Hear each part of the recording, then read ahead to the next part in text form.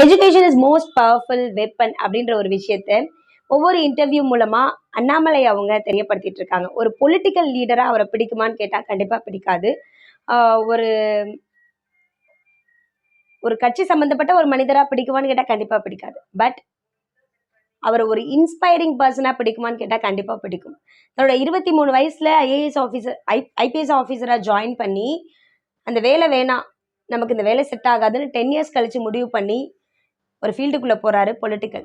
அந்த ஃபீல்டுக்குள்ள அவரை போக சொல்லி சொல்றதும் யாரும் இல்லை, அவருக்கு சப்போர்ட் பண்ணவும் அங்கே யாருமே இல்லை. அவங்க அம்மாவுக்கும் அப்பாவுக்கும் ஓட் போடுறதை தவிர்த்து வேற எதுவுமே தெரியாது. ஆனால் இன்னைக்கு அவரோட ஐடென்டிட்டி என்னன்னா, அண்ணாமலை அப்படின்னு சொன்னா கூடவே சேர்த்து பிஜேபியும், பிஜேபி அப்படின்னு சொன்னா அண்ணாமலை இருக்காங்களே அந்த கட்சி தானே அப்படின்னு கேட்குற அளவுக்கு இந்த மனுஷன் வளர்ந்துருக்காரு.